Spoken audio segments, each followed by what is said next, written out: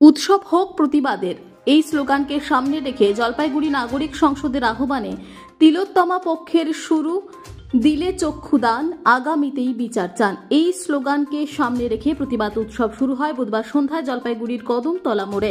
এদিন সন্ধ্যায় গান, কবিতা, পথনাটক, বক্তব্যের মধ্য দিয়ে চলছে প্রতিবাদী উৎসব। রাত 10টা পর্যন্ত চলবে প্রতিবাদী উৎসব বলে উদ্যোক্তারা জানিয়েছেন। বহু নাগরিক এদিন এই প্রতিবাদী উৎসবে সামিল হন। এই প্রতিবাদী উৎসব প্রাঙ্গণে আশেপাশের পুলিশের উপস্থিতিও লক্ষ্য করা যায়। আপনারা দেখছেন সংবাদ শিরোনাম।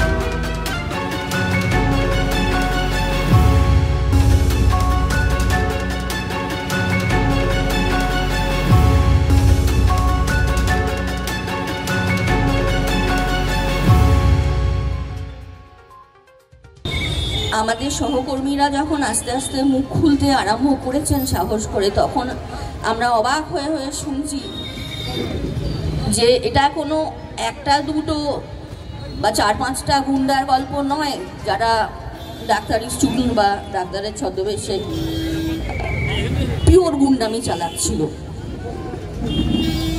আমরা অবাক হয়ে শুনলাম যে একজন খুব রেসপেক্টেড ভাইস প্রিন্সিপাল, একজন নামকরা সাইকিয়াট্রিস্ট, তিনি আমাদের কাছে শিলিগুড়িতে কীভাবে এক ইন্টার্নের হাতে মার খেয়েছিলেন এবং ওপরওয়ালারা কোনো ব্যবস্থা নেননি।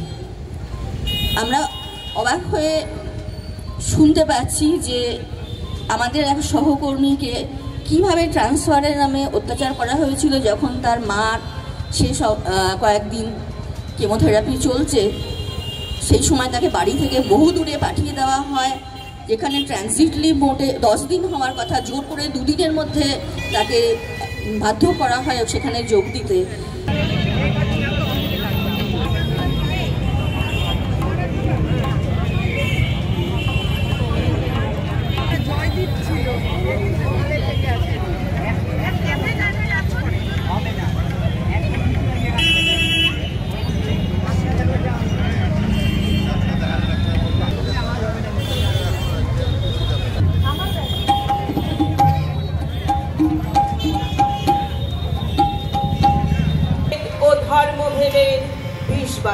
লেলিহান শিখায় দগ্ধ হয়, আর দুঃসাহসিকতা দেখানো হয় কারণে অকারণে, নিভৃত কারণে।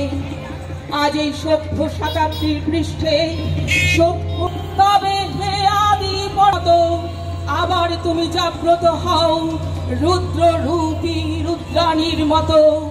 কেমন করে গাইব মাগো